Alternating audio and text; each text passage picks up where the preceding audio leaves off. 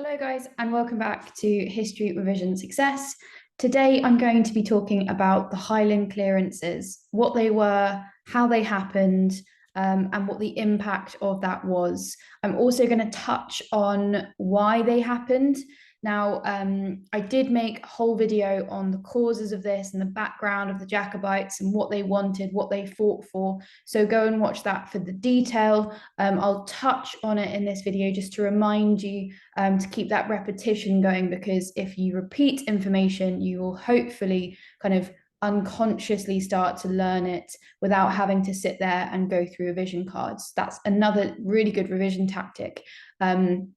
Try to get information on your fingertips. We call it fingertip knowledge. It's information you just know. So for example, you just know the days of the week and you know the months of the year. And if you can get as much information just like that without having to revise it, it will give you a much better chance at recalling things in your exam, and it will also make the revision process a bit better.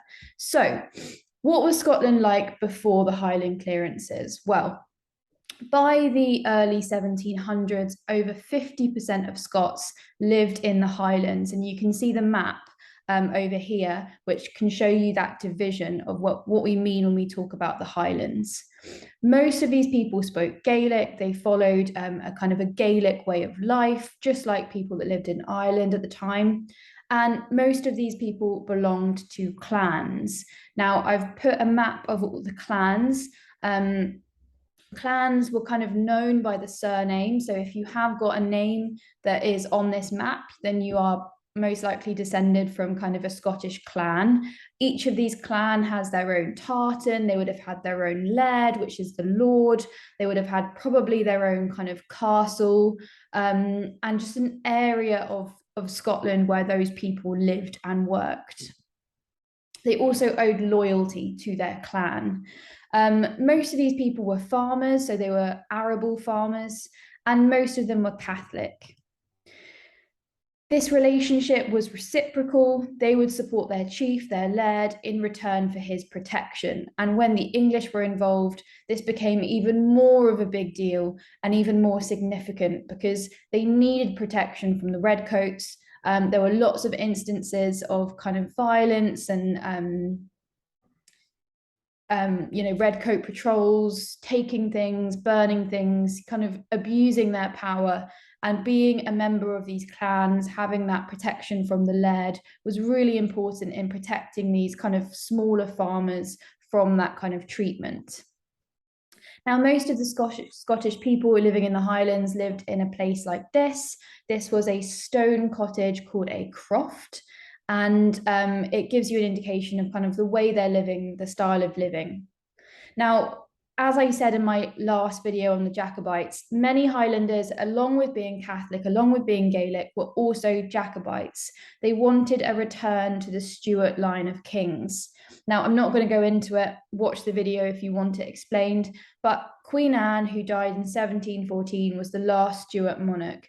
And after her death, the throne passed to a distant Protestant cousin, who was George of Hanover, who became King George I.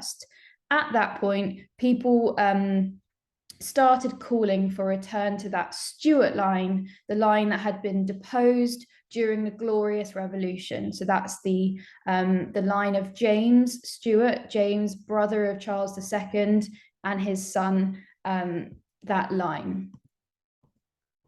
Now, by 1745, which is the last final confrontation of the Jacobites, they are behind Charles Edward Stuart, or Bonnie Prince Charlie as he's known.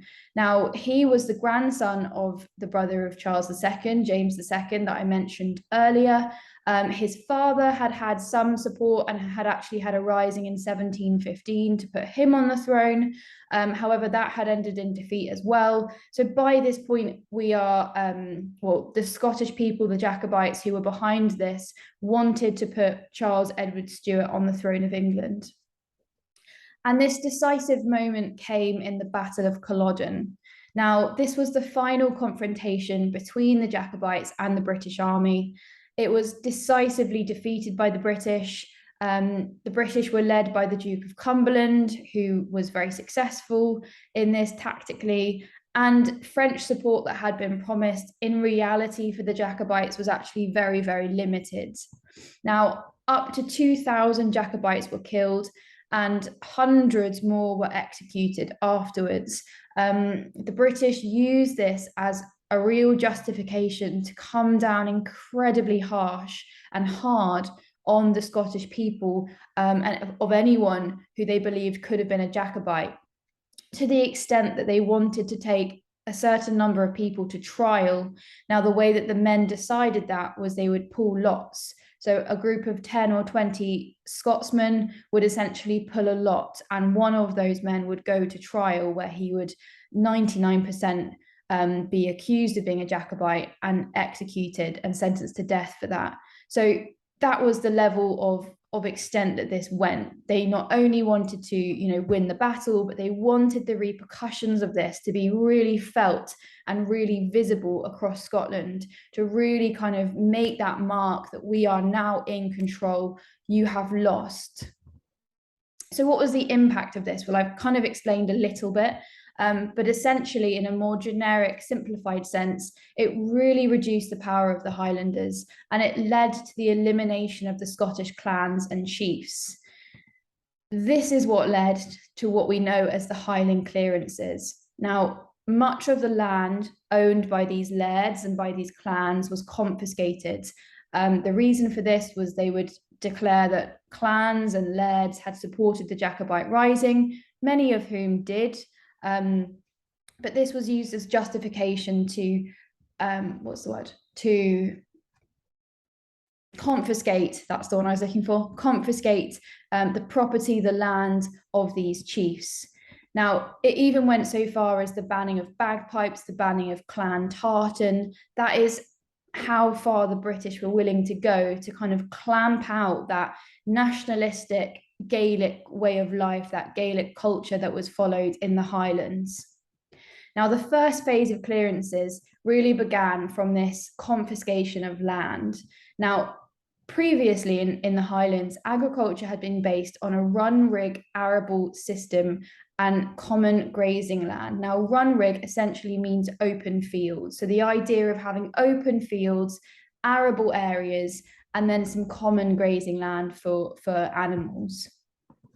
Now, English landlords who took over ownership of these areas of land after they were confiscated from the clans preferred sheep farming. It was more profitable. A grade 9 way of describing sheep farming, you can say sheep pastoralism.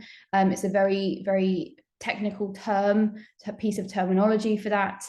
It was more profitable, as I said, for the landlords. However, Scottish tenants living on this land, so the smaller farmers who were renting their property from the laird originally and now from the English landlords, couldn't afford to make the switch from arable to pastoral farming. They couldn't afford to buy sheep. So they were essentially just forced to leave. And that's what we mean by the first phase of the clearances, these families who were just kind of economically pushed off the land. Now, the second phase of clearances really came a bit later, 1780 to the 1820s.